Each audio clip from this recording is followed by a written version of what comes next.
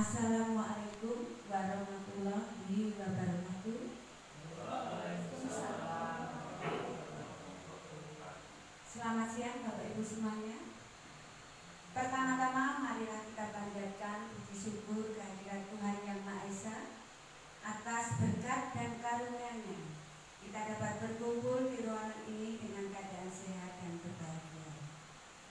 Bapak Ibu guru hadirin yang kami hormati, pada hari ini tanggal 15 Oktober tahun 2024 kita bersama di ruangan ini akan mengikuti serangkaian acara seminar laporan orientasi pengenalan nilai dan etika pada instansi pemerintah bagi P3K, Dinas Pendidikan Kota Surakarta, Pemerintah Kota Surakarta, dengan judul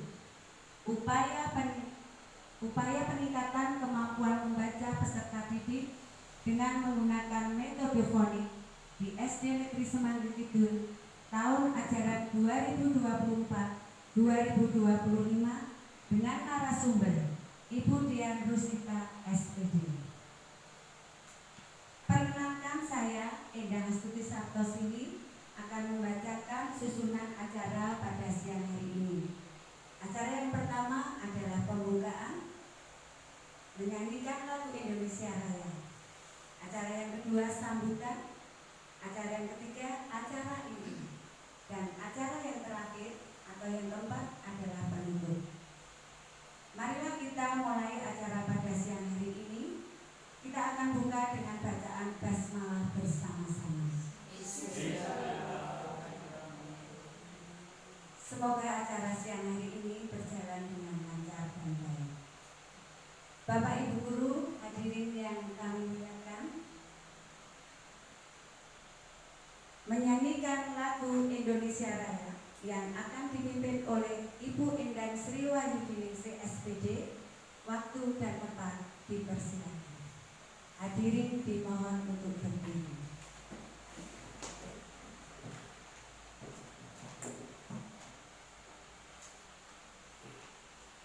Marilah Bapak Ibu kita menyanyikan lagu Indonesia Raya. Hiduplah Indonesia Raya Tujuan Indonesia, tanah airku, tanah tumpah darah.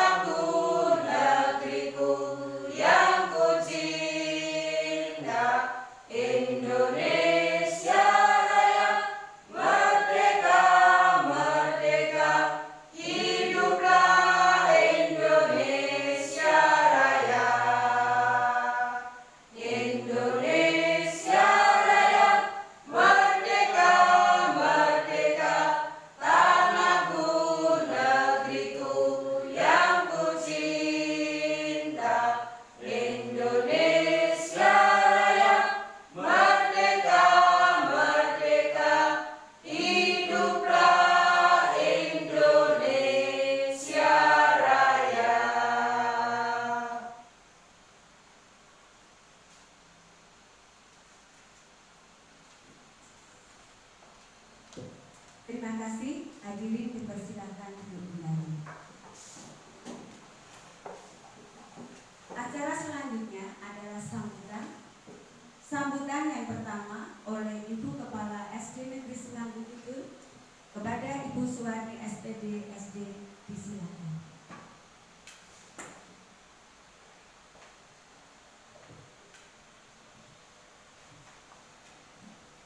Assalamualaikum warahmatullahi wabarakatuh. Bapak Ibu Guru SD Semanggi Kidul yang kami hormati, yang pertama dan yang utama, marilah kita senantiasa memanjatkan puji syukur kehadirat Allah Subhanahu wa Ta'ala yang telah memberikan rahmat, hidayah, kesehatan kepada kita semua. Terbukti pada hari ini kita diberi kesempatan untuk berkumpul di ruangan SD Semanggi Kidul yang indah ini. Selanjutnya, terima kasih atas ketersediaan Bapak Ibu yang sudah meluangkan waktu untuk mengikuti acara pada hari ini, yaitu seminar laporan orientasi pengenalan nilai dan etika dinas pada instansi pemerintah bagi P3K, Dinas Pendidikan Kota Surakarta, Pemerintah Surakarta, yang dalam hal ini akan disampaikan oleh Ibu Dian Rosita dengan mengambil judul Upaya Peningkatan Kemampuan Membaca Peserta Didik dengan menggunakan metode fonik di SD Negeri Semanggi Kidul tahun ajaran 2024-2025. Selanjutnya Bapak Ibu sekalian, mari kita bersama-sama mengikuti acara pada hari ini. Semoga acara pada hari ini berjalan dengan lancar. Selanjutnya, dengan kita mengikuti seminar ini nanti bisa kita imbas atau kita ambil hikmahnya atau kita ambil inti dari seminar hari ini sehingga bisa kita terapkan di kelas kita masing-masing, yaitu terutama yang diungkap oleh Ibu Dian Rosita, yaitu metode fonik. Apa atau itu metode fonik? Nanti kita bersama-sama untuk mengikuti. Kalau seandainya bisa kita terapkan di kelas masing-masing, kenapa tidak? Jadi insya Allah nanti akan memberi bekal kita, tambah pengetahuan kita, tambah inovasi-inovasi kita dalam rangka kita mencerdaskan anak bangsa. Selanjutnya Bapak Ibu, selamat mengikuti seminar. Kepada Budian, semuanya kami persilahkan. Demikian sambutan dari kami. Bila Bapak Ibu hidayah. Assalamualaikum warahmatullahi wabarakatuh.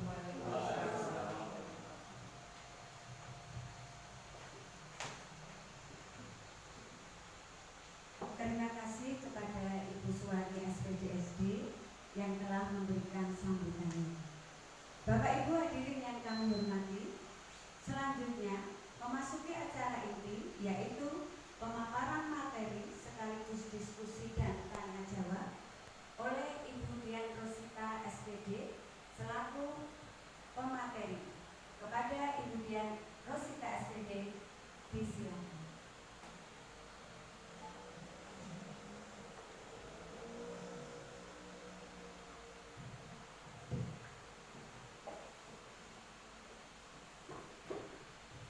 Assalamualaikum warahmatullahi wabarakatuh. Saya ucapkan terima kasih kepada Ibu Kepala Sekolah SD Semanggi Kidul Surakarta, sekaligus mentor saya Ibu Suwarni SPD SD yang telah membimbing, yang telah membantu saya sampai dengan hari ini dan acara berjalan dengan lancar. Sampai dengan di siang hari ini kita bisa seminar, sampai dengan nanti di pelaporan, harapan saya semuanya berjalan dengan baik. Kemudian terima kasih juga untuk Bapak Ibu guru semuanya, rekan-rekan guru dari SD Semanggi Kidul yang bersedia datang, yang sudah mensupport saya secara totalitas sehingga semua acara bisa dilalui dengan baik. Bapak Ibu guru semua, kita hadir di sini untuk seminar dalam laporan orientasi pengenalan nilai dan etika pada instansi pemerintah Kota Surakarta, Dinas Pendidikan Kota Surakarta, Pemerintah Kota Surakarta, di mana saya mengambil judul yaitu upaya peningkatan kemampuan peserta didik dalam membaca menggunakan metode fonik di SD Semanggi Kidul Surakarta tahun ajaran 2024-2025. Mohon izin Bapak Ibu, tak kenal maka tak sayang, izinkan saya untuk memperkenalkan diri. Nama saya adalah Dian Rusita SPD. Meskipun bicara Rusita itu sulit, biasanya kalau orang Jawa panggilnya Rosita, tapi kalau ejaan yang benar Dian Rusita SPD. Saya adalah P3K dengan NIK 1981006152022212013. Jabatan saya adalah ahli pertama guru kelas. Unit kerja saya di SD Semanggi Kidul yang kita cintai ini. Kemudian mentor saya Bapak Ibu Perso sendiri adalah Ibu Kepala Sekolah Ibu Suwarni SPD SD yang begitu sabarnya membimbing saya sehingga semua berjalan dengan baik. Ini data pribadi saya Bapak Ibu. Saya lahir di tanggal 15 Juni 1981 di Surakarta. Kemudian riwayat pendidikan saya di tahun 91 sampai dengan 96 saya sekolah di SD Negeri 41 Jayengan. Kemudian 96 sampai 98 saya di SMP Negeri 10 Surakarta. Kemudian saya melanjutkan di SMA Muhammadiyah 2 Surakarta. Dan saya kuliah di Universitas Muhammadiyah Surakarta mengambil jurusan FKIP Biologi. Kemudian untuk riwayat pekerjaan saya di tahun 2003 sampai dengan 2022 saya bekerja di SMP Muhammadiyah 7 Surakarta sebagai guru yayasan. Kemudian di tahun 2022 sampai dengan sekarang saya di SD Negeri Semanggi Kidul Surakarta. Oke, Bapak Ibu, izinkan saya untuk menjelaskan kenapa seminar ini diadakan. Sebenarnya seminar ini diadakan untuk memperlihatkan hasil yang kita lalui dalam proses MOOC. MOOC sendiri seperti halnya kita berpembelajaran mandiri di PMM, hampir sama, cuma kita pakainya LMS-nya adalah Soloasis. Yang harus kita lalui orientasi P3K ini cuma 1 kali dalam 1 kali jabatan. Jadi kalau di PNS itu seperti prajab gitu ya, tapi kalau di P3K namanya orientasi. Nah, orientasi ini terdiri atas 2 tahap. Tahap yang pertama dulu sudah saya lalui, itu oleh LAN RI yang dari pusat. Kemudian tahap yang kedua yang masih berlangsung saat ini, syaratnya adalah ketika lulus di tahap 1 maka baru bisa masuk di tahap 2.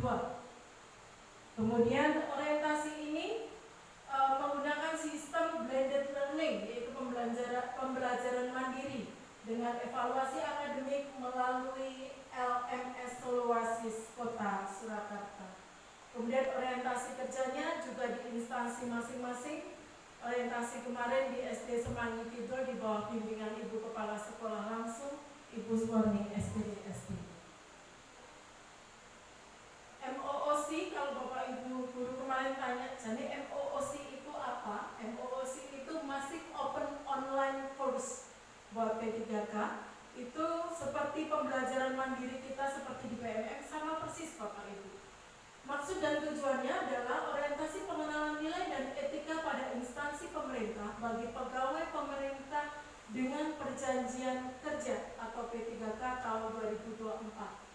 Sedangkan tujuannya yang pertama, untuk membekali peserta dengan pengetahuan sikap dan perilaku tentang nilai dan etika pada instansi pemerintah dalam mendukung pelaksanaan tugas jabatan dan mencapai visi misi organisasi.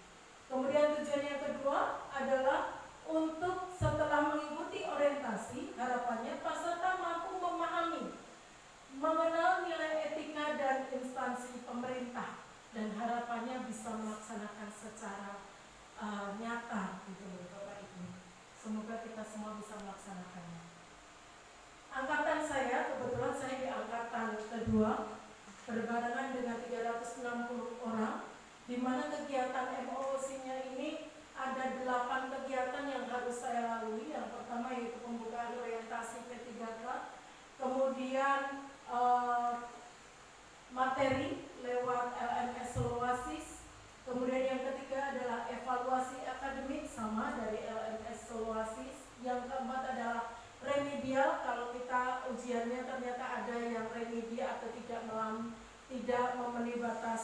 minimal penilaian, maka kita harus remedi di LMS Soloasis. Kemudian yang kelima adalah orientasi di tempat kerja. Yang keenam, seminar hasil laporan seperti di siang hari ini. Dan yang ketujuh adalah evaluasi pelatihan melalui LMS Soloasis juga. Dan yang kedelapan adalah penutupan. Adapun materi dari orientasi yang dilalui di tahap kedua ini adalah yang pertama, pengenalan susunan organisasi dan tata kerja, kemudian pengenalan jabatan, pengenalan manajemen kinerja organisasi, yang keempat penerapan fungsi dan tugas ASN di tempat kerja, kemudian yang kelima muatan lokalnya ada 3 Bapak Ibu, yaitu anti narkoba, anti korupsi, dan yang terakhir adalah pengenalan nilai-nilai Pancasila. Kemudian materi tersebut setelah pengenalan Pancasila diakhiri, kemudian langsung ke evaluasi akademik. Sampai dengan sekarang menikah tahapannya di seminar. Nanti masih setelah seminar masih ada tahapan selanjutnya Bapak Ibu, yaitu untuk laporan akhir, upload data, kemudian upload di YouTube dan seterusnya gitu ya. Nah, Bapak Ibu, izinkan saya menyampaikan sedikit dari materi kemarin, yaitu tentang pengenalan jabatan P3K. Berdasarkan dasar hukum Undang-Undang Nomor 14 Tahun 2005 tentang guru dan dosen, kemudian Undang-Undang Nomor 20 Tahun 2023 tentang aparatur sipil negara, kemudian Peraturan Pemerintah Nomor 49 Tahun 2018 tentang manajemen pegawai pemerintah dengan perjanjian kerja. Nah, pegawai ASN ini terpisah menjadi 2, ada yang namanya PNS, ada yang namanya P3K. Apa itu PNS? PNS itu adalah pegawai pemerintah di mana adalah warga negara yang memenuhi syarat tertentu diangkat sebagai pegawai ASN secara tetap oleh pejabat pembina kepegawaian untuk menjabat jabatan pemerintahan. Sedangkan kalau P3K adalah warga negara Indonesia yang memenuhi syarat tertentu yang diangkat berdasarkan perjanjian kerja dalam jangka waktu tertentu dalam rangka melaksanakan tugas pemerintahan sesuai dengan kebutuhan instansi pemerintah dan ketentuannya. Kemudian untuk ASN yang P3K dan PNS, selanjutnya kita sebut sebagai ASN, harus memegang teguh ideologi Pancasila dan Undang-Undang Dasar Negara Indonesia, serta setia kepada negara kesatuan Republik Indonesia dan pemerintahan yang sah. Kemudian pegawai ASN mengimplementasikan nilai dasar ASN yang biasa kita singkat dengan istilah berakhlak gitu ya. Ada beberapa poin dari berakhlak. Ber-nya itu adalah berorientasi pelayanan, A-nya adalah akuntabel, K-nya adalah kompeten, H-nya adalah harmonis, L-nya adalah loyal, kemudian A-nya adalah adaptif. Nah, implementasi dari core value ASN tadi ada perilaku yang ditentukan untuk masing-masing dari core value ASN tersebut. Berorientasi pelayanan maksudnya memahami dan memenuhi kebutuhan masyarakat dengan ramah, cekatan, solutif, dapat diandalkan dan melakukan perbaikan tiada henti. Kalau dulu orang memberikan pelayanan kan posek-posek dan sebagainya, tapi kalau pemerintah kota sekarang lebih cepat, lebih baik, bisa dilayani dengan senyum, sapa, salam, dan solutif. Bagaimana menyelesaikannya dengan cepat, ini harapan pemerintah, kita bisa memberikan pelayanan yang optimal di sini. Kemudian yang kedua, akuntabel adalah melaksanakan tugas dengan jujur. Kemudian cermat, bertanggung jawab, serta disiplin dan berintegritas tinggi. Tidak menggunakan barang milik negara dengan penuh tanggung jawab. Kemudian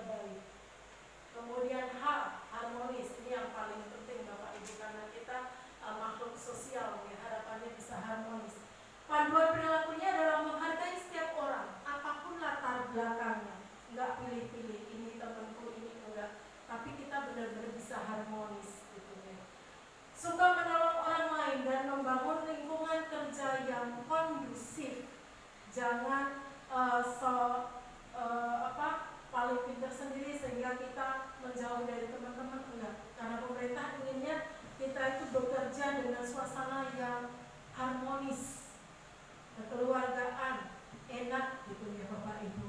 Jadi di rumah dan di kantor itu seperti di rumah sendiri, suasananya adem, ayem, tentrem, sehingga kerasan semuanya, enggak langsung selesai ngajar hilang gitu, enggak. Harapannya pemerintah, ya kantormu adalah rumah keduamu, silakan hidup harmonis dengan teman-temanmu, temanmu adalah keluargamu, seperti itu.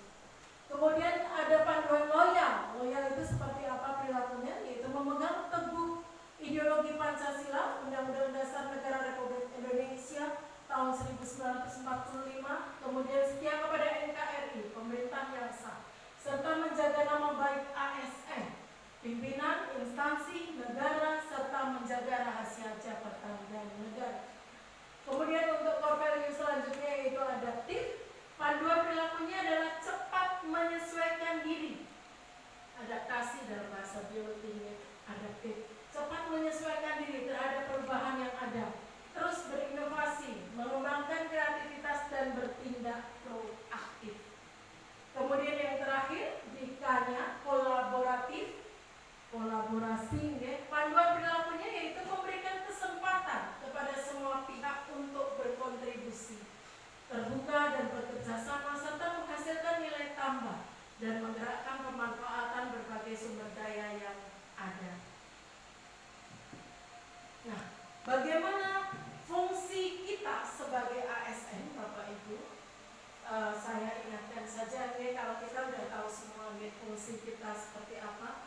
Ada 3 fungsi dari ASN. Yang pertama adalah sebagai pelaksana kebijakan publik. Kemudian yang berhubungan dengan ini tugasnya adalah melaksanakan kebijakan yang dibuat oleh pejabat pembina kepegawaian sesuai dengan ketentuan peraturan perundang-undangan. Kemudian fungsi yang kedua yaitu pelayan publik. Kita itu adalah pelayan publik, memberikan pelayanan publik yang profesional dan berkualitas. Dan yang fungsi ketiga, perekat dan pemersatu bangsa. Tugas kita adalah mempererat persatuan dan kesatuan negara Republik Indonesia. Nah, ini ketiga-tiganya saling berhubungan, Bapak Ibu. Kemudian untuk peran ASN, pegawai ASN berperan sebagai perencana, pelaksana, dan pengawas penyelenggara tugas umum pemerintahan dan pembangunan nasional melalui pelaksanaan kebijakan dan pelayanan publik yang profesional, bebas dari intervensi politik, serta bersih dari praktik korupsi, kolusi, dan nepotisme. Kewajiban kita sebagai ASN yang pertama yaitu setia pada NKRI, Pancasila, Undang-Undang Dasar Negara 45, kemudian menaati peraturan dan perundang-undangan, kemudian melaksanakan nilai dasar kode etik dan perilaku ASN, kemudian menjaga netralitas dan bersedia ditempatkan di seluruh wilayah negara kesatuan Republik Indonesia. Bapak Ibu semuanya, karena kita bekerja di instansi pemerintah Kota Surakarta, kita harus tahu visi dari Kota Surakarta. Berdasarkan RPJMD Kota Surakarta di tahun 2021 dan 2026, bahwa visi Kota Surakarta adalah mewujudkan Surakarta sebagai kota budaya yang modern, tangguh, gesit, kreatif, dan sejahtera. Semoga kita bisa mendukung pelaksanaan ini, ya. Kemudian misi dari Kota Surakarta ada 7 misi. Yang pertama, meningkatkan kualitas kesehatan masyarakat yang berkelanjutan. Yang kedua, mempererat pertumbuhan ekonomi yang adaptif dan berkelanjutan.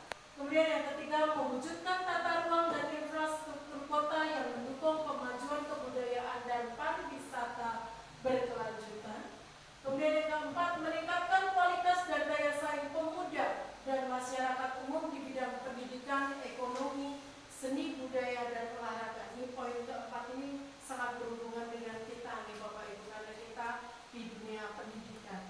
Kemudian yang kelima, mengembangkan tata kelola pemerintahan dan pelayanan publik yang gesit dan kolaboratif berdasarkan semangat gotong royong dan kebinekaan.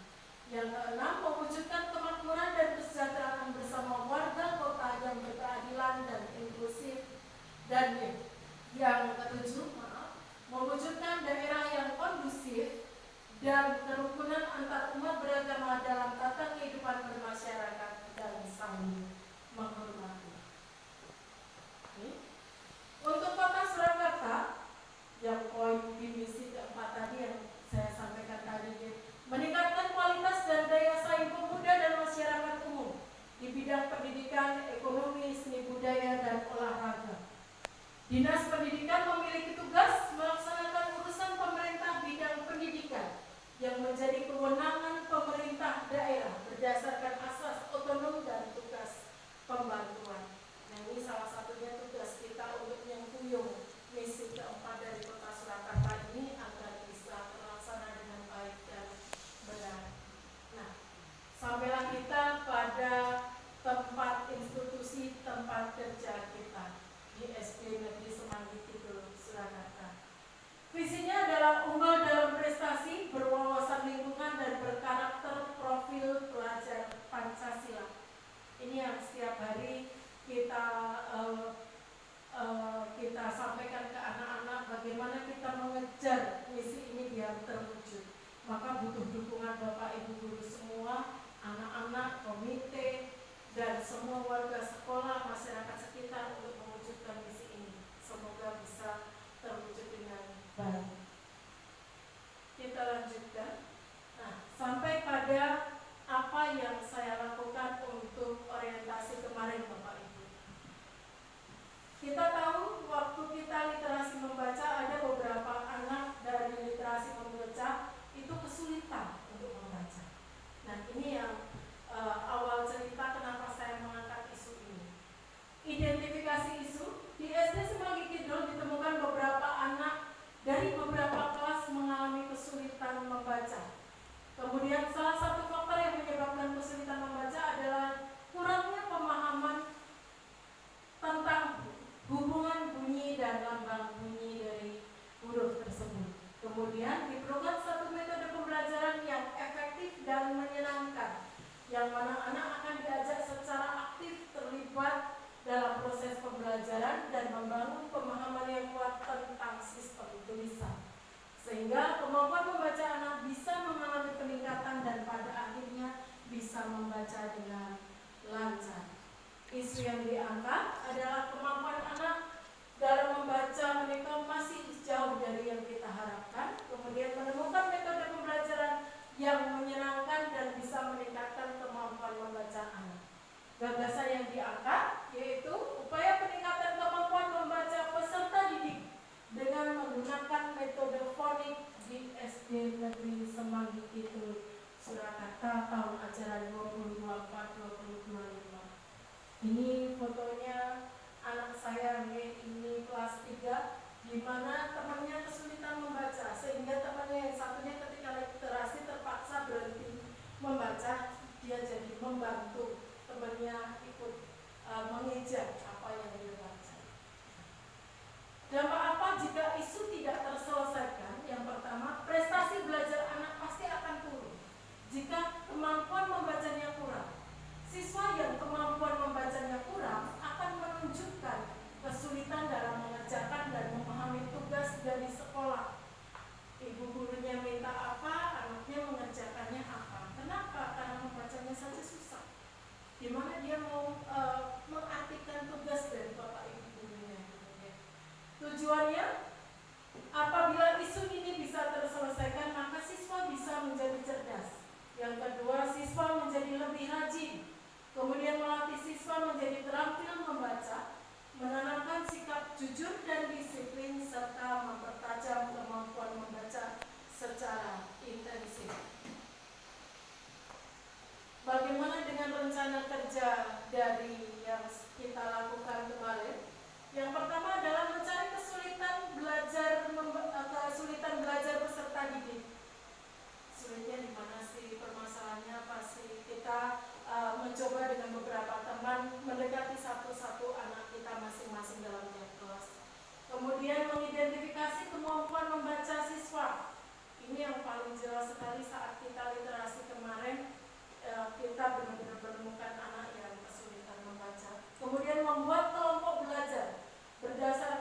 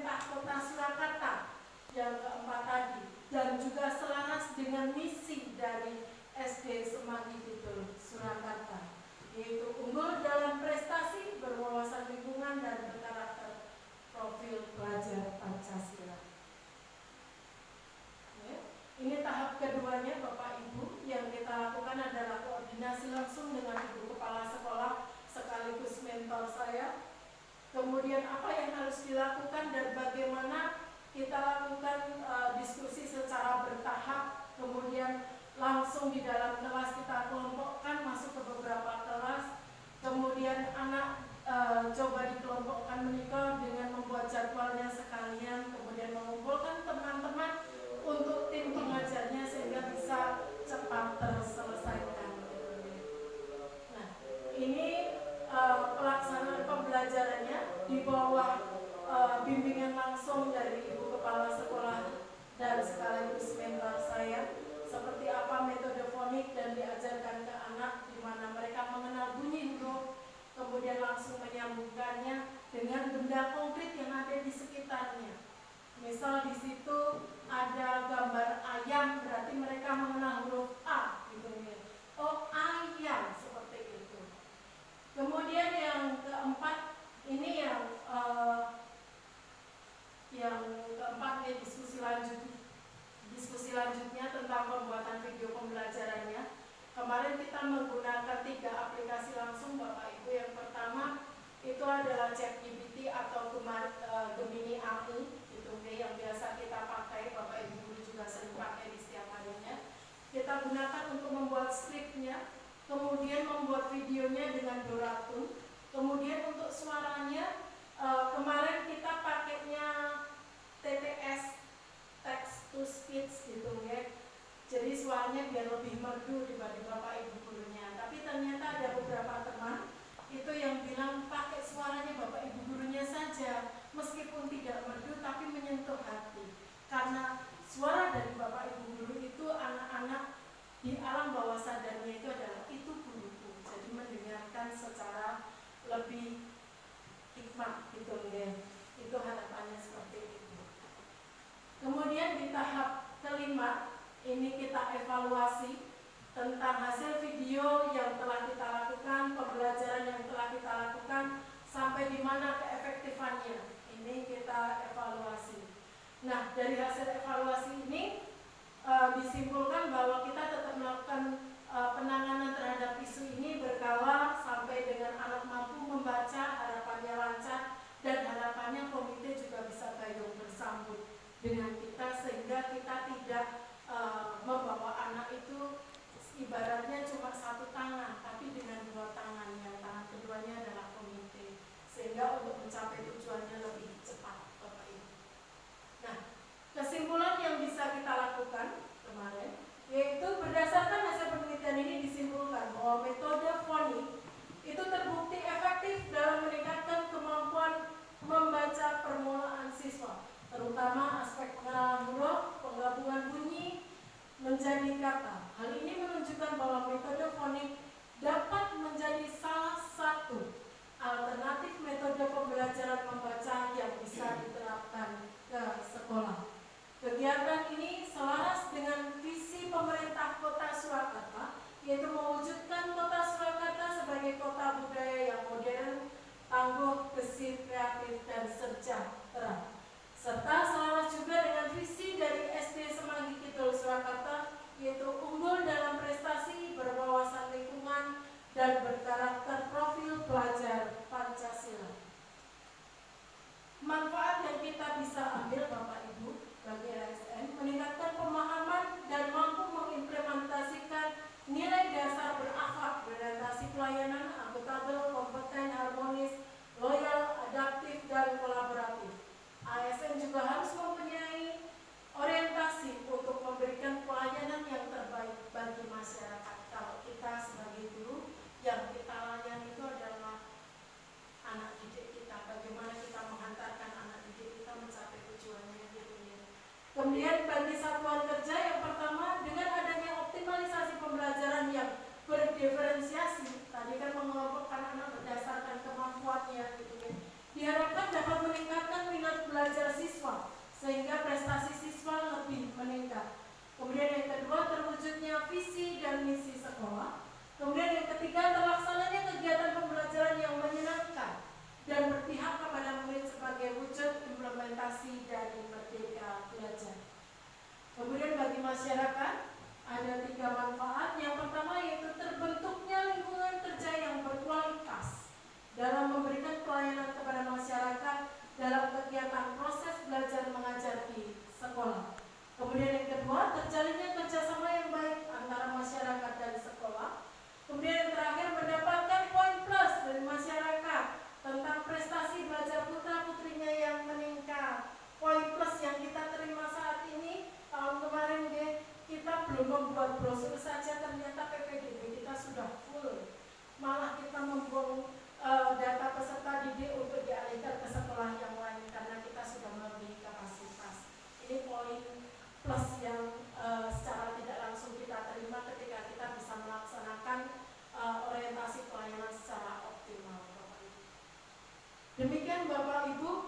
seminar siang hari ini saya sampaikan. Apabila ada tanggapan, tanya jawab, dipersilahkan. Waktu dan tempat saya kembalikan kepada moderator. Sekian dan terima kasih. Wassalamualaikum warahmatullahi wabarakatuh.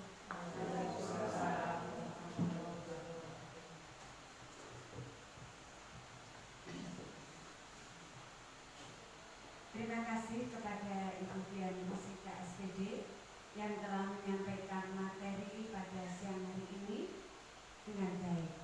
Semoga kita semua bisa melaksanakan apa yang sudah disampaikan pada paparan materi di siang hari ini. Bapak Ibu guru yang saya hormati, saatnya tanggapan dari Bapak Ibu dalam pemaparan materi pada hari ini. Monggo sinten ingkang badhe nanggapi. Ya, Assalamualaikum warahmatullahi wabarakatuh. Terima kasih Bu Dian atas paparan yang disampaikan hari ini. Saya sangat setuju sekali dengan program yang Ibu sampaikan. Kami akan mendukung dan membantu sepenuhnya untuk pelaksanaan dan kelancaran program tersebut. Sekian dan terima kasih. Wassalamualaikum warahmatullahi wabarakatuh.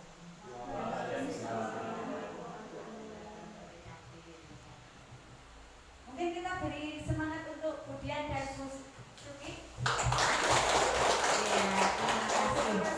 Ya, Bapak Ibu guru yang saya hormati, tiba saatnya kita di penghujung acara.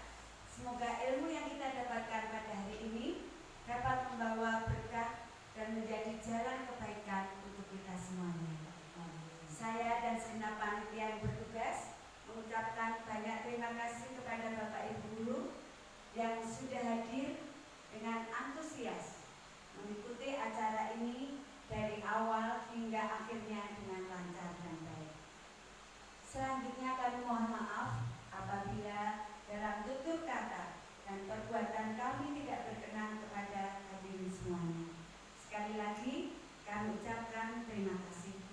Selamat siang, salam sejahtera. Semoga Bapak dan Ibu sehat selalu.